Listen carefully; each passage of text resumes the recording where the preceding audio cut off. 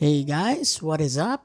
My name is Revi, and today we are going to do a review on, well, this is just my thoughts basically on the chapter 1107. Basically, this chapter is very bulky. There's so many things happen in this chapter, and that's a good thing. Last chapter, goated chapter, and then this chapter, even more.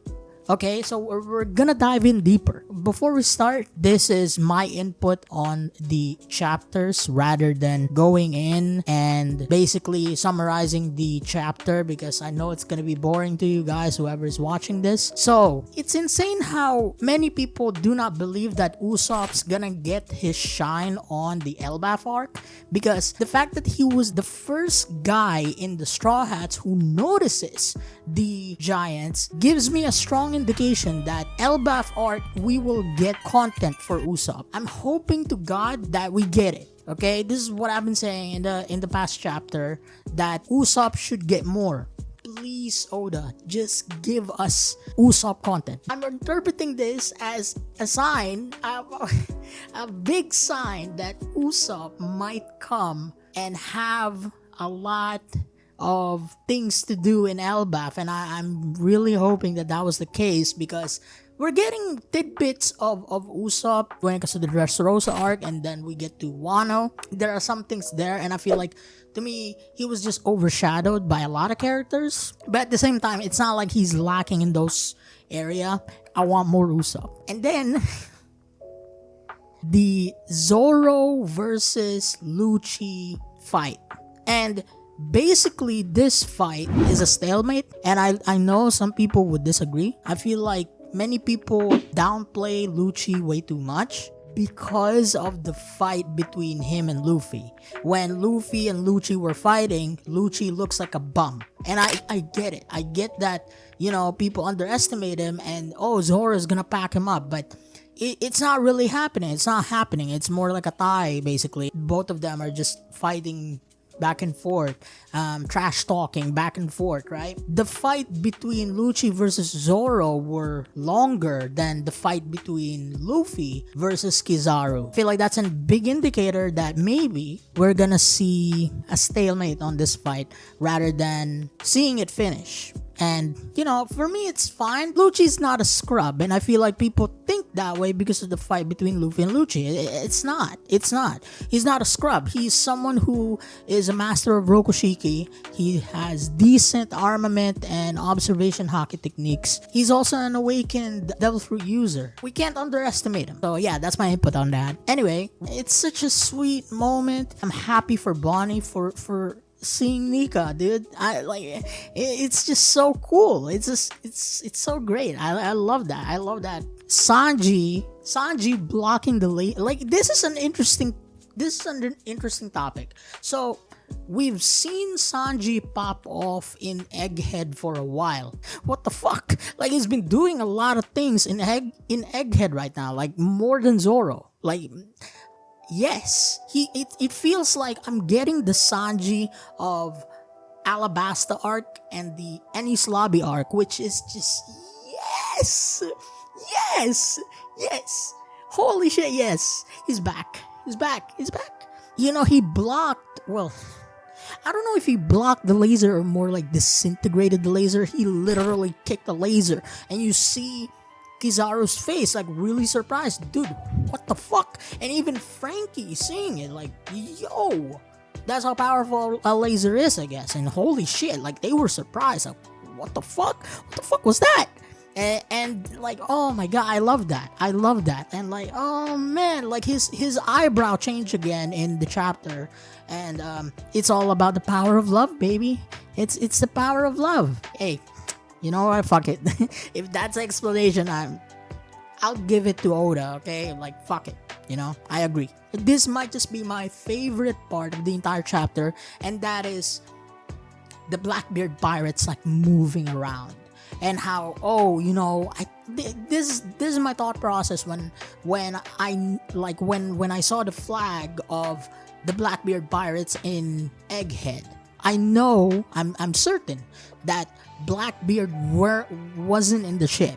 I think that's kind of obvious because, you know, what's happening, a lot of stuff I guess. But Van Augur has been everywhere. This character has been shown a lot in the manga, and I feel like the Blackbeard pirates, Blackbeard and Blackbeard pirates themselves. Sorry, they're everywhere. They're everywhere. Some of them, some of the things where they go, they kind of fumble, right? Like, so for example, like Blackbeard going to the Amazon Lily, he didn't really get anything from Hancock, but he did get Kobe.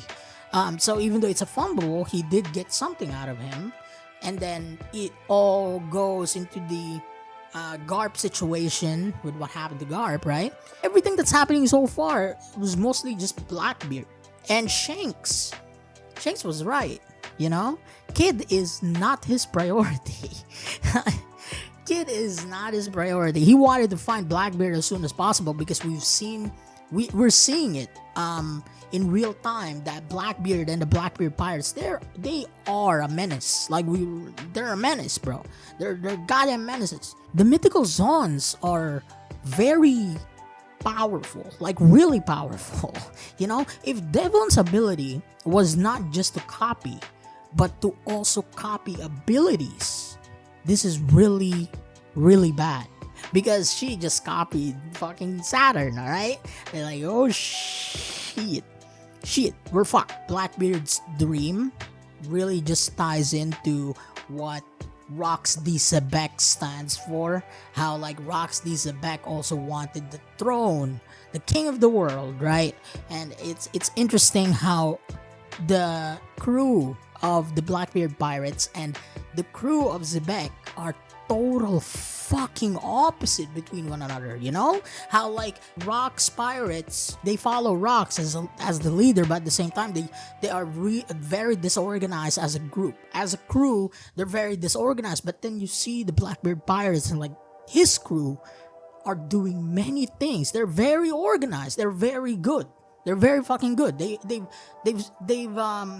been moving here and there in the fucking new world, and like that is fucking crazy. The will of Sebek is in Blackbeard. Same thing how Roger's will was in Luffy.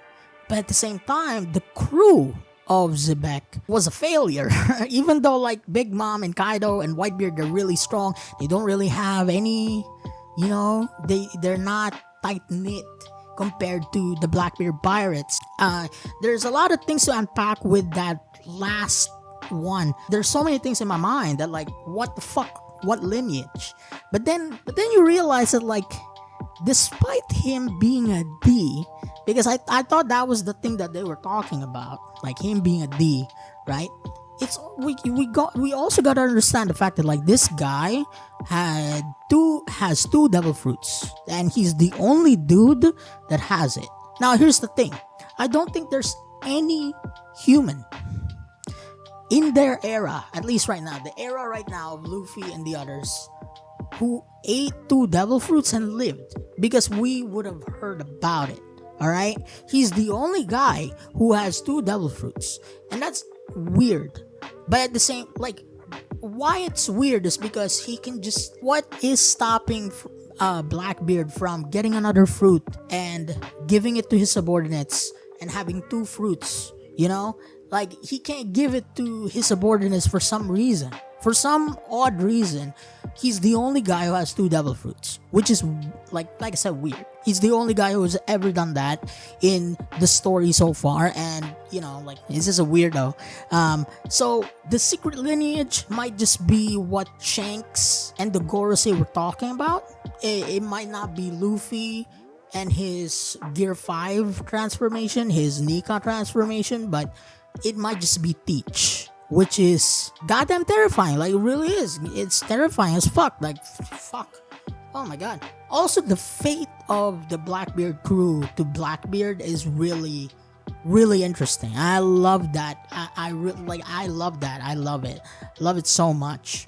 And then we get into Caribou, and then Caribou is the definition of a bitch. All right.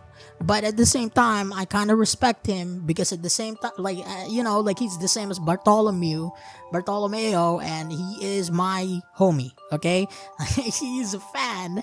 Whatever.